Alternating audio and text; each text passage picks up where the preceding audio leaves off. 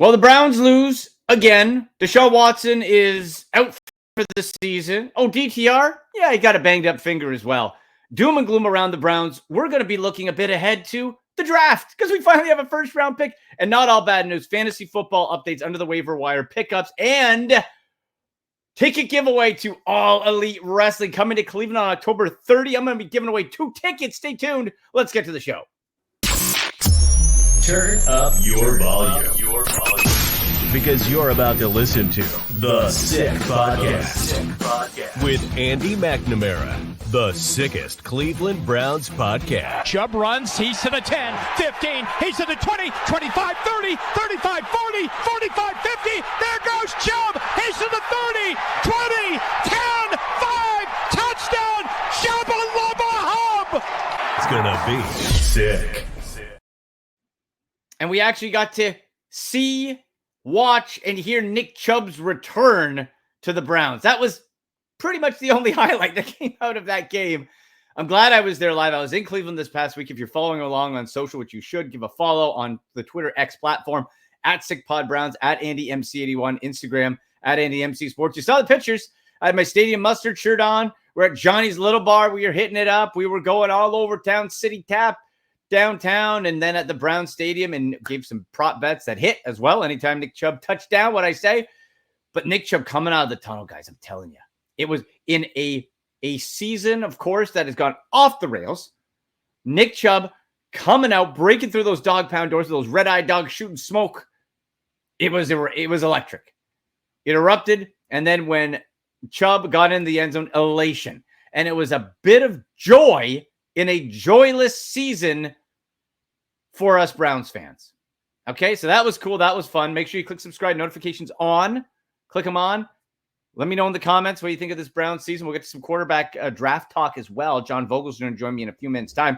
Our draft analyst, our senior consultant, our expert here on the Sick Podcast Network to just get ready because the Ravens are in town, man. Do we want to really preview the Browns going to get their asses kicked by the Ravens, who are 9.5-point favorites? I don't in particular. We'll talk about it, but I'm not going to deep dive with this team at 1-7. We're going to be looking ahead a little bit. And, of course, All Elite Wrestling coming to Cleveland October 30. And get your tickets, AEWTix.com, TIX.com, at the Wolstein Center. I'm going to be there, and I got 2 tickets to give away later in the show. So stay tuned. Make sure you are staying tuned to learn how to win that if you're going to be in Cleveland for that Wicked Fright Night Halloween-themed AEW show. And the main thing is you got to be following along on Twitter, on X, at AndyMC81 at SickPodBrown. So Nick Chubb came back. That was great. What wasn't great, of course, and I'll address this, then we'll get to some doghouse stuff, is Deshaun Watson being booed after his Achilles exploded on the field. And to see the replay, of course, it's just awful. You just see the pop. Remind me of Kevin Durant. And you just see it, and it's just like pop, and then goes down. Awful. Now, here's what is bugging me, okay? From the Browns players to national media pundits who weren't there. I was there. I was physically in the crowd, section 535, row 5, seat 2, okay? This is how it went down. When Watson went down, nobody knew right away, because how could you know that Deshaun Watson's Achilles was done and his season was over? Nobody knew that. The cheers for DTR to come in was a release of frustration.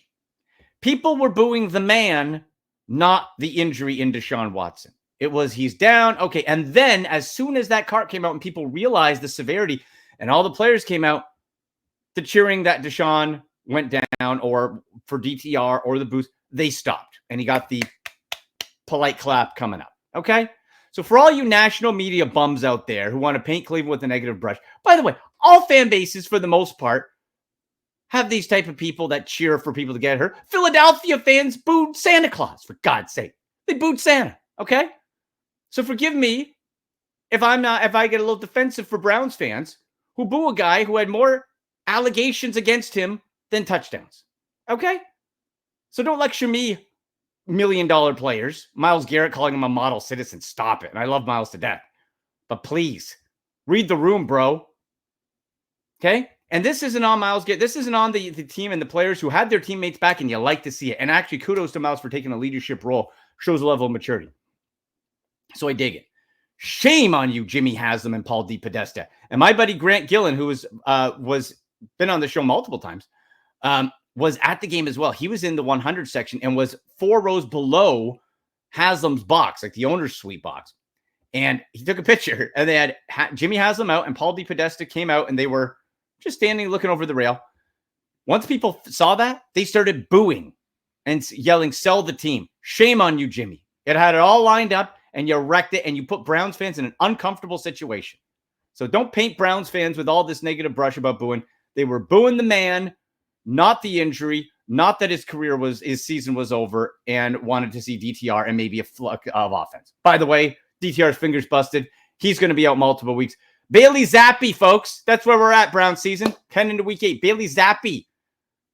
Remember Bailey Zappi? He sucks from the New England Patriots, except he did beat the Browns. He beat the Browns in Cleveland when he was with New England. Signed off Kansas City's practice roster. Hooray. Okay. They're going to need somebody else, too. They're going to have to sign another guy because you have Winston. DTR's out for now. Maybe PJ Walker. Ryan Tannehill's there. I wouldn't mind Tannehill, but at this point, why not just kind of tank it up a little bit and just see what you can get? Do I trust Andrew Berry to be able to do that, to make the right picks? I don't trust him at all. All right, we're going to get to our Doghouse Dog Bones, bring on John Vogel, and get to hopefully some hope from this upcoming draft class so far through the college football season. But looking back at the Browns' loss to the Bengals, Dog Bones and Doghouse.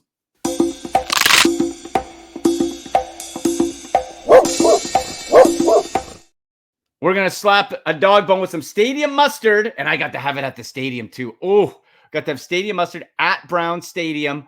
Got a big old dog and slapped the stadium mustard on. Delicious. From ballparks to backyards and everywhere in between, stadium mustard is a smooth but spicy mustard, rich in taste and tradition. Stadium mustard is real and organic, not manufactured, available at Brown Stadium. I just had it there. It's everywhere. It's awesome. Guardians minor league and Northwoods League games. Stadium mustard. Absolutely loved it and just added that. It gave me, outside of Nick Chubb coming back, stadium mustard seriously gave me a little bit of joy at the ballpark with my tasty hot dog, not the rest of it. Okay, dog bone, only dog bone, goes to Nick Chubb. Came back. People are like, oh, he only ran 11 times, 2 yards a carry, because the offensive line is terrible. But he got the touchdown, had the first game back, gave us that joy of him running out of the tunnel and got the TD. Dog bone, Nick Chubb. Doghouse, essentially everybody else. Okay, the offensive line is an absolute travesty. 3 to 4 illegal shifts every game. You have to fire Andy Dickerson and the offensive line staff. I have never seen such a plummet from the replacement of an assistant coach from Bill Callahan to these guys. There's no accountability. No accountability. The offensive line is in complete tatters. Complete.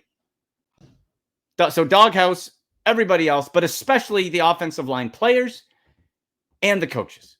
Just disgusting, no accountability. Oh, and by the way, also, how about a big old doghouse and you can set up a couch in there for Bubba Ventrone and the special teams? The first play of the game. First play of the game. Nick Chubb comes out, we're ready to go, we're clapping. Cincinnati returned for a touchdown. I don't know if it played on TV.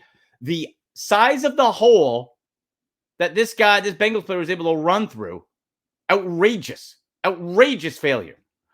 And then on top of that, you're down 7-0. Then Dustin Hopkins misses a field goal and an extra point. Horrific day for the special teams. They better get sorted.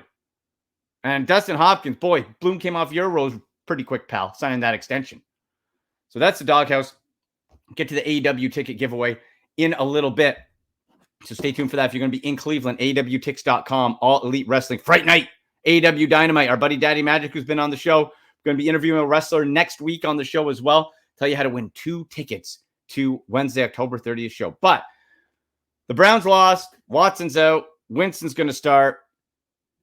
Oh, and you got Bailey Zappi joining the team. Yeah, yay. Oh, and the Baltimore Ravens, who just looked absolutely astonishingly good on Monday Night Football, are coming to town and are 9.5-point favorites. So let's not spend too much time on that game. Let's spend some more time on looking ahead and hopefully some optimism. Let's bring in John Vogel, our guy from Six Media Network, and he is our NFL draft analyst and your consultant.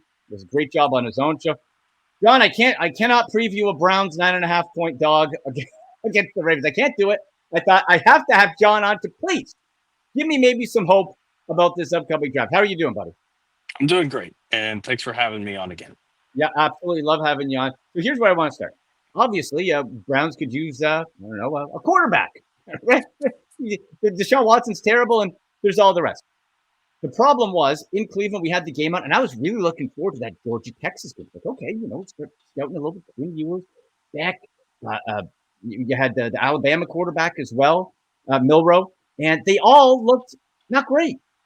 Is this a one-off? What is your feel on this total quarterback class so far, with the knowledge that there's still time to grow? Oh, there's still a lot of time left in the season, but you know, I think what we kind of saw in the Texas game is with Quinn, he's coming back from an oblique injury that he suffered, I think, a month ago in a less important game. Arch Manning got a couple starts there before the bye week. He comes back, plays Oklahoma last week. It didn't look like the same guy we saw tearing up the Michigan defense in week 2. So I think that he's still got some injury things that he's kind of working through. There were the rumors floating around that he just denied yesterday about him sitting out the rest of the year to prepare for the draft. I think it's very clear that he's coming out in the draft, but he denied that he will not be doing so. And then I think, with Carson Beck, we've seen him just trying to do too much at times. I think they pointed out he has 7 interceptions in the last 4 games. He had 5 all of last year. And they're losing receivers left and right at Georgia. One player kicked off the team for a domestic incident just a couple weeks ago. A Miami transfer, very talented football player, but unfortunately potentially derailed his professional career with his conduct. And then also they had another guy at the beginning of the year that had a similar situation. I don't remember if it was a domestic or if it was something else, but he was kicked off the team as well. He was supposed to have a big year. So they're going deep into their wide receiver depth as well. I think, and then with Milroe is still learning as a passer. The Alabama quarterback, Jalen Milroe, is an excellent athlete. Reminds you a lot of, I think he's a more athletic version of Jalen Hurts when Hurts was at Oklahoma. That's the type of player that he is. He's very toolsy, has a good arm, can throw the ball down the field, but just not as consistent throwing yet. So that's those 3 quarterbacks that you kind of pointed out that have been thrown around in the first round discussion. I think Milroe, because of his athletic ability, still has a chance to, but he's not going to be a plug and play day 1 starter if he comes out. The guys that you want to be paying attention to, University of Miami, Cam Ward would be my number 1 guy to pay attention to. He's having a phenomenal year. Miami doesn't have much of a defense. It doesn't matter. Cam Ward's out there throwing the ball, making improv plays, looking awesome doing it. They're undefeated, and they're scoring a ton of points. And then I think the other one is the clear and obvious is Shedeur Sanders at the University of Colorado. Right. Deion Sanders' son. He's probably processing better than any quarterback in college football right now. He looks awesome. And they're 5-2 now as well. So they've already done better than they did last year. Great group of receivers that he's working with as well. That most of them should play in the NFL next year. And I think Shedeur is probably the number 1 guy that people are looking at right now. Now, is that, and you mentioned the talent, so I don't want to take that away from him, but does that also have the hype of his father in there? And what type of headache could Deion Sanders bring? Because my fear is you could be running into a more flamboyant version of a Manning situation where, let's say, the Browns want Sanders and Deion's like, no, I don't want it. When Eli didn't want to go to the Chargers and they did the flip-flop. Is Deion Sanders the man, the father, the possibility of him yapping and being an issue or distraction on for an NFL team an issue, do you think? Yes and no. I see. The thing is, there have been rumors. I don't know if I'm supposed to be saying this, but I'm going to tell you anyways. All right. I'm joking. Hot scoop. Let's go. There's been rumors that Deion and Shedeur are attempting to make a plug-in, like a pairing situation where Deion would be hired as the head coach of the NFL team, and they would in turn draft Shedeur in the first round. And there's only a few places that he'd be able to do that. With the way the Cleveland season's going, with Stefanski on the hot seat, whether that's his fault or not, he is on the hot seat. That would be a potential situation. Now, the other issue, obviously, there is the Deshaun Watson contract, where you're going to have to figure out a way to get $75 million off of the dead cap for the next 2 years. You might be able to structure that if Deshaun's willing to, in a whatever that, I can't ever remember that Mets player's name that still gets $1 million Oh, every year. Bobby Bonilla, is it? Yeah, him. Every year. You might be able to work out a situation like that where you can just spread it out over 20 years if Deshaun's willing to do that. But that's the other situation that people are going to have to, the Browns are going to have to work through. Any potential coach coming in is going to have to work through. And that kind of puts a handicap on that entire situation until that's resolved. Interesting. Now, you know what? You say that as far as like that combo thing, and it seems a little wild, but that is something that, boy, John, Jimmy Haslam has kind of got caught up with in the past, the Johnny Manziel stuff. Come up and get me, right? Wanting to make the splash for Deshaun Watson. That, you know what? For the mayhem, for how unfun this season is, that would at least be fun on paper. Hell, let's go. Why not? Let's do it. Why not? I don't. That would be it. That would be interesting. So between Sanders and Cam Ward, and Browns fans remember the last time the Browns drafted a quarterback from University of Miami, Bernie Kosar's autographs up there worked out pretty good. Who do you think is more pro ready today, Ward or Sanders? Well, I think from a decision-making standpoint, a processing standpoint, it's Sanders. I think Sanders is starting to solidify himself as the best quarterback in this class, and not just because he's Deion's son, but because he's at least been consistent throwing the football all year. Now, Ward is also very capable of it. He's playing in a more pro-style offense than he's played in his entire career. He's been traditionally in a air raid type system between Incarnate Word and Washington State before he transferred to Miami. And then, so now you're seeing him kind of work through his reads progressions. He's an excellent improv guy. So when the play breaks down, Cam can get outside the pocket. He can make some incredible things happen. Just, I know everybody uses this as the phrase, but Mahomes-esque. It is very Mahomes-esque what he can kind of do. So if you're willing to live with the turnovers and the problems that Ward causes when he tries to get outside the pocket in those mayhem situations, he's going to be ready to go. He'll be a plug-and-play guy, I think, coming out next year. If you're looking for a more conservative guy who's going to be a little more careful with the football, that's going to work mostly from the pocket, that's going to be Shedeur. Well, from the sounds of that, I think I'd rather Shedeur.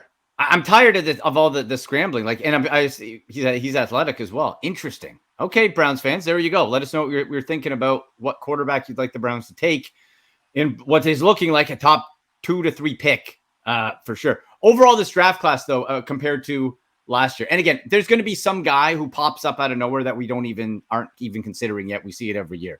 Just overall, year over year, would you consider this QB draft class strong, weak, what in the middle? Oh, compared to last year, it's very weak. But I think, we're looking at a 2-3 first round pick type draft class. I think you'll see one of those other guys slip up in there, whether it's Beck, whether it's Ewers, whether it's Milrow. There's a couple others that could potentially make a good impression. I think Garrett Nussmeier at the University of LSU is another one to keep an eye on. He's been making a lot of really good NFL throws. I don't know if he'd be a plug-and-play guy. He might be a back end in the first round. If he comes out, he's got another year of eligibility. But Nussmeier's looked awesome and came in. I was very high on him coming into the year. Now, I think, though, overall, when you start to look at the back end, 4th, 5th, 6th, 7th round talent, there's a bunch of guys that could pop up in there. It's going to depend how it shakes out with all this additional eligibility. There's going to be a couple of guys that still have COVID years and still could play in 2025. Right. From those eligibility restrictions, not the good word I'm looking for. I can't think of the word off the top of my head. But that eligibility opportunity is still going to present itself to a few of these guys. So we'll have to see how, that shakes out with who goes, who decides to stay, who transfers. There's going to be a ton of transfer quarterbacks as there have been the last couple of years across college football. So, but I think it's probably about an average class. There's nothing really top. This guy's definitely a number 1 overall pick. Hands down, he's going number 1.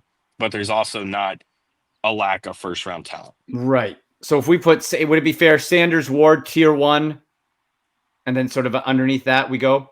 Would that be fair? Yep. Okay. Yep. Okay. And I think that's when you start to get into the debate, which is, okay, Beck, he's kind of the Matthew Stafford type quarterback. That's the play style that he kind of operates from. He's a little bit more athletic, underrated athlete. Milrow, an excellent athlete.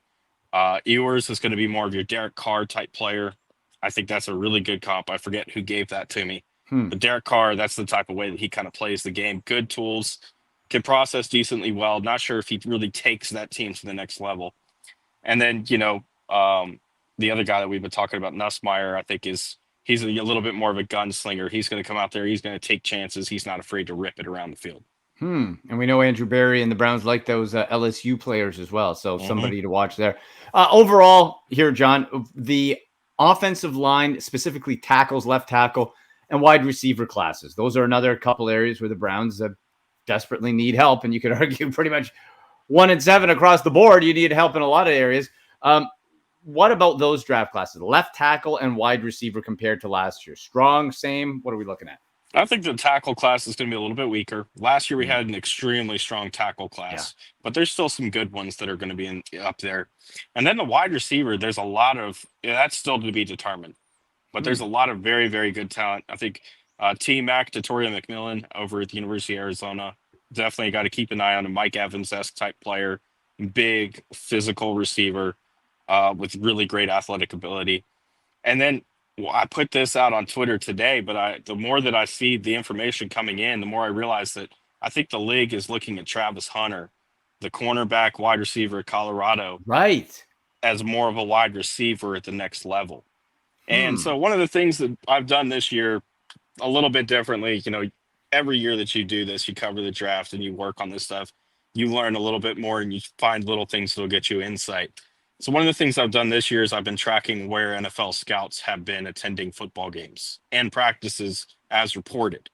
Practices, that's a little bit harder to find. Not a lot of colleges open their practices to the media to be able to report on these types of things. But, the games is very important, at least, because that tells you that there's a lot of interest, especially when you start seeing multiple visits to a school. And a lot of these teams that are going multiple visits to Colorado up 8 weeks into the season don't necessarily need cornerback or quarterback help. They need wide receiver help.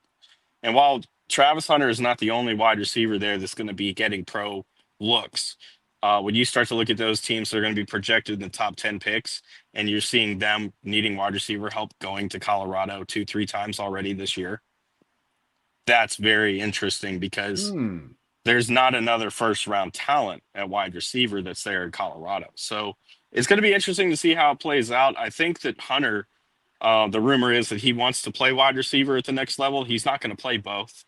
Right. You can't expect a guy to come up here and do that. Not at this level. No. The physicality is totally different. But it looks like wide receiver is probably the position he's going to lean into. Interesting. Okay. And depending who gets the first pick in the draft, maybe if they don't trade out of it, that could be somebody right near the top potential. Who knows? Okay. John, listen, man, this was, I feel relieved that I didn't have to preview the Browns-Ravens. This gives me a bit of hope. Gives us Browns fans too, different players to watch at quarterback. So that's very interesting to go across. Tell people your show's awesome on the Sick Media Network, brother. Tell us where we can find it. Yeah, you can find it at the Sick Podcast, Draft Vogel. You follow me at Draft Vogel and follow the show at Sick Pod NFL Draft. Awesome, buddy. Well, thank you for laying down the insight. I'm sure we'll be talking again soon. Thank you. Absolutely. Thank you, man. All right, there he goes. John Vogel on X, the Twitter platform, at Draft Vogel.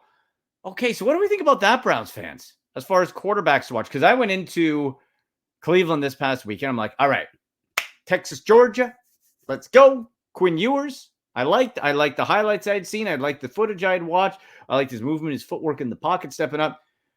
Coming back off the injury, like John said, but looked not great. So Cam Ward and Sanders, those are the ones we got to be watching more of. I'm going to be leaning more into that as well. And the LSU quarterback, I wouldn't discount that because John said teams could trade back up into it. I wouldn't discount that because of the Browns and Andrew Berry's love for LSU players and those big schools from the South. So that could be something to watch. We have some QB homework to do. How terrible, though. We have to be thinking draft, and it's not even Halloween. Not even Halloween. Unbelievable. Also on the trip, too, I made a trip to my guys at Cleveland Whiskey. Joanna, she's the best. She gave me we're going to be doing a lot of bottle showing. We're going to be doing some sample videos. We got it up at Cleve Whiskey on X on Twitter, at Cleveland Whiskey on Instagram. This is Magic Rabbit. This is one of the bottles that I got, chocolate and peanut butter mix. I had this last year, folks.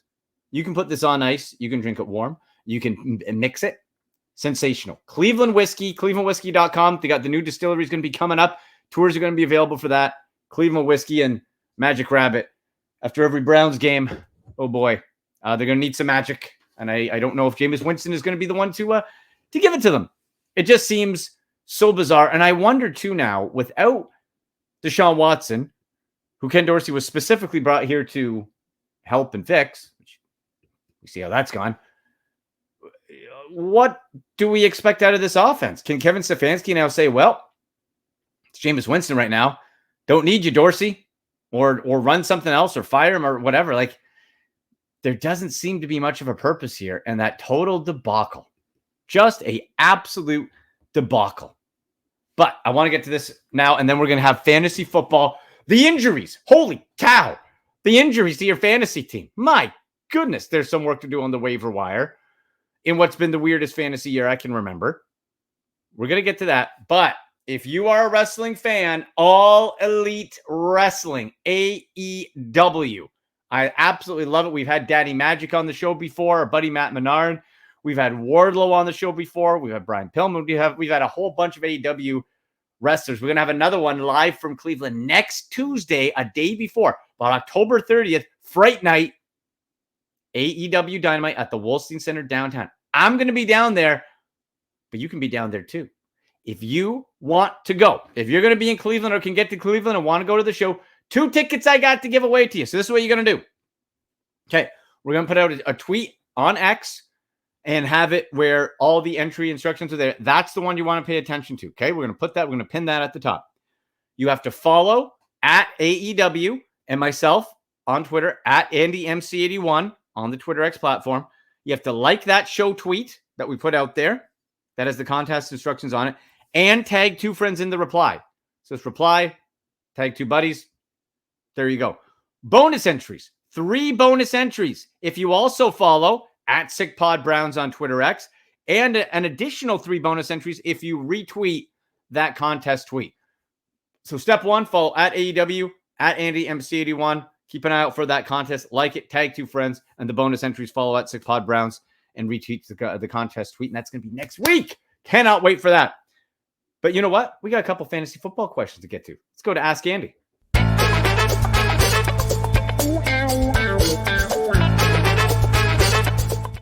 All right, let's bring up a couple questions as we head into week 8. And weirdly, no buys this week. NFL schedule strange. Let's bring up the first one here, Shane.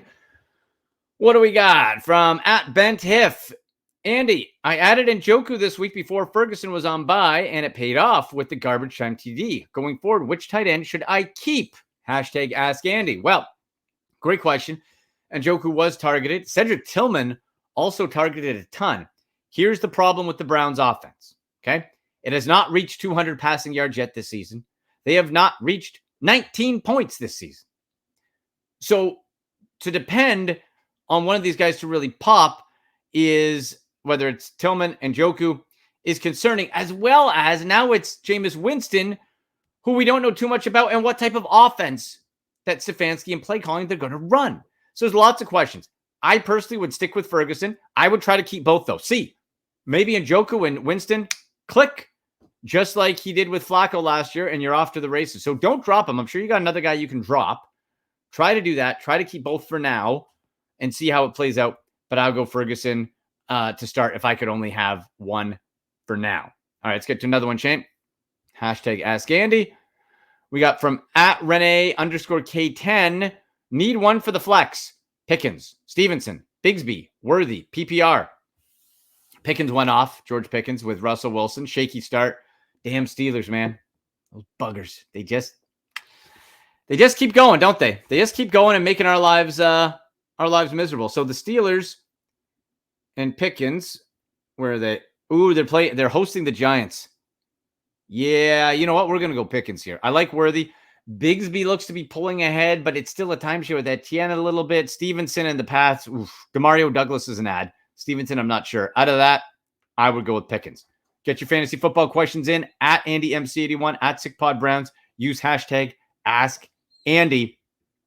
And so, like I said, there's no buys. There's a ton of injuries. Brandon Ayuk, his knee shredded. He's out. Deebo Samuel's got pneumonia. His lungs are... Deebo's out. The 49ers are in complete free fall. Christian McCaffrey, is he back from Germany having his Achilles? He's nowhere close. So the 49ers kind of lead the way in what the heck are we doing here? And also, oh yeah, how about the Tampa Bay Buccaneers? You had Mike Evans grabbing his hammy. Godwin carted off. Lots of injuries to get to. Let's go under the wire.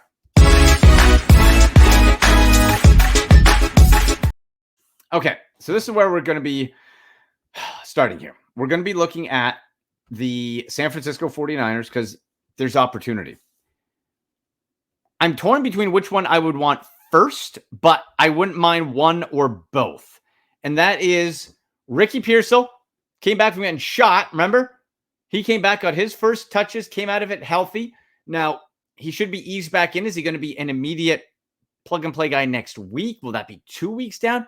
Hard to say, but he should be getting his reps. This is a first-round wide receiver. So he should be getting the opportunity there. Also, Juwan Jennings. Now, Jennings had the hip issue, didn't practice, but it looks like he will practice this week.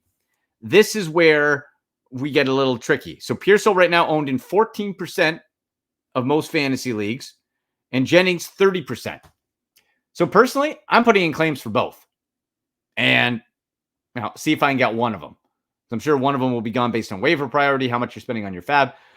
Jennings has done it when they're shorthandings before. Pearsall, we hope. So I think Jennings is the safer play, but certainly Ricky Pearsall is going to get his opportunities. Also, Jalen McMillan, rookie for the Buccaneers. With Evans and Godwin both hurt, this is a spot where he can jump up. Just owned in 2%, 98% availability. Jalen McMillan, 98% for the Buccaneers. You want to get him. And also at tight end, Cade Otton is another guy you want to get back on. I mentioned Cade a few weeks ago, and he was producing as well as tight ends can this year, which is like 8-9 points. But he could have a real influx here. And we've seen him pop a couple times this season. So Cade Otton, Jalen McMillan are right there. Jalen Tolbert, who I've told about you guys about since the preseason for the Cowboys with Brandon Cooks out. Cowboys coming off the bye. He's going to be the WR2. He's averaged around 10 fantasy points per game. And this is a case where he could be popping up more. So Jalen Tolbert is available in 80% of most leagues. Running back depth, Ray Davis for the Buffalo Bills. Had a touchdown. Now he's still going to be mainly a handcuff, I think, until James Cook, if something happens to him. But we're seeing him worked in more. And you can never have too much running back depth, and he's at least proving to be somewhat functional. Bit dicey to get in there as a flex right now, but somebody that you want to add. I mentioned Demario Douglas. Now the Patriots were hot. Just a train wreck last week in London. That was just a debacle. Patriots are going to be right there with the Browns for first overall pick. Now they're playing the Jets. Jets are discombobulated. They're up and down. I think Demario Douglas, who was ineffective because he was sick. They said he was like puking. He couldn't stand up. He was just in bad shape. Last couple times since Drake May's been in, Demario Douglas has been popping. I want some Demario Douglas. And then I can't believe we're double dipping on the Patriots, how bad they are. But Drake May, guys. Drake May, 2 games, both over 20 fantasy points. We don't care how the team is. We don't care if they win or lose. We care how the player is. And Drake May, fantasy-wise, behind that wretched offensive line, I'm shocked, has been really good. So Drake May is my top quarterback ad. Absolutely. Get yourself some Drake May. He's, what's his availability? He's 16% ownership. If you need quarterback help, or even if you don't, we see how often quarterbacks go down. Get yourself some Drake May. And then Cedric Tillman had a lot of volume for the Browns. Like, maybe you try to add him. I would just try to wait and see what this offense looks like. Does it have any pop? Because right now it's dead last in the league. And I'm not excited to add or start any Browns player right now with how limited their scoring has been. So just keep that in mind. But those are some really interesting, and this is an important waiver wire week where you want to hit it because of all these injuries. So you got any other questions, fantasy football wise or betting wise, hit me up on X, Twitter at AndyMC81. at SickPodBrowns. Use hashtag AskAndy on Instagram as well, at AndyMC Sports. And now, a little sick picks. I got a little early sick picks from DraftKings here. It's time for Sick Picks. Brought to you by DraftKings. The crown is yours. All right, so we're going to look a little two-header here, two-legger. All right, we're going to look at the Thursday night football game. Minnesota Vikings, 3-point favorites at the Los Angeles Rams. Now, Cooper Kupp looks like he's going to be able to be coming back and playing, which is huge news. That's great. But the Minnesota Vikings just lost by 2 points to that shootout to Detroit. I don't know. It's on the road. That might be an issue, but we're getting plus money right now. Plus 100 for the Vikings is 3-point favorites, meaning they got to win by 3 or more. I think I'm going to take that. Give Cooper Kupp a week to ease in, and then maybe the Rams will be more effective. And then the damn Ravens. You know what? Maybe it'll be the jinx, right? Maybe we'll lose on the bet and the Browns will win. But we're going to take the Ravens to cover that 9.5 point spread. I saw it as high as 10.5 earlier today. It looks like it came down to 9.5. I've seen 9. You get it 9.5, pays minus 110. It's just a case where guys like the Browns, we can only go by our eyes. And I saw it live and in person this week. They can't score. The offensive line keeps committing penalties. The defense, look at how many points the defense has allowed. Now, have they had their sloppy tackling? Sure. But they're putting the Browns in position to win. Can Jameis do it? That's a big ask. Jameis is going to throw the ball up at least. We don't know who the hell is going to catch it, but he's going to throw it up. So we put in those two.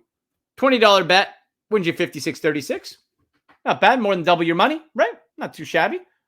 So Minnesota and Baltimore to cover that 9.5. Look what they did to the Tampa Bay Buccaneers last night. They just got to get on a roll. Browns have played them good in the past. It's a divisional game, yada, yada. At 9.5, I'm going to take it right now. And if we're wrong, then hopefully the Browns win. And, then we're happy with that too, right? But whether it's Tutty in for 6 touchdowns matter at DraftKings Sportsbook, an official sportsbook partner of the NFL. And we don't care how they score them. We want to bet on touchdowns. And DraftKings Sportsbook is delivering.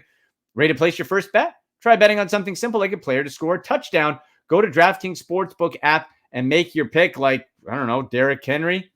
He was an absolute bulldozer last night. Derrick Henry scored a touchdown. You can look at the lines, look at the odds, changing in-game, before the game, anytime touchdown, first, last touchdown. Lots of fun extra bets you can do. And new DraftKings customers get $5. You bet $5, you get $200 in bonus bets just for using the code SICKSPORTS. Bonus bets instantly. You bet $5 on an NFL game, $200 is yours if you use the code SICKSPORTS. Score big with DraftKings Sportsbook, the number one place to bet touchdowns. Download the Sportsbook app and use code SICKSPORTS. That's code SICKSPORTS. New customers get $200 in bonus bets when you bet just $5. Only at DraftKings Sportsbook. The crown is yours. Gambling problem? Call 1-800-GAMBLER. In New York, call 877-8-HOPE-NY or text HOPE-NY 467-369. In Connecticut, help is available for problem gambling. Call 888-789-7777 or visit ccpg.org. Please play responsibly on behalf of Boot Hill Casino and Resort in Kansas. 21 and over. Age and eligibility varies by jurisdiction. Void in Ontario. Bonus bets expire 168 hours after issuance. For additional terms and responsible gaming resources, see dkng.co/ftball. All right, there you go, folks. So remember, if you want to go all elite wrestling, Cleveland, October 30th, Wallstein Center, downtown Cleveland, Fright Night, AEW Dynamite. Make sure you're checking and following at AEW to enter. At AEW, at AndyMC81 on X. You got to follow that. You got to like the tweet. In the reply, tag 2 friends, and you get bonus entries if you follow also at SickPodBrowns on X and retweet that tweet. So there you go. You want to go? I got 2 tickets for you. We'll announce the winner later on in the week. Thank you so much to our draft specialist here on the Sick Media Network, John Vogel, giving us some looks at quarterback. Let me know in the comments section. What QB, if the draft was today, do you want the Browns to draft? Let me know. And get us on social media as well. So for producer Shane, thanks to guest John Vogel, I'm Andy McNamara. You've been watching the Sick Podcast. And as always, go Browns.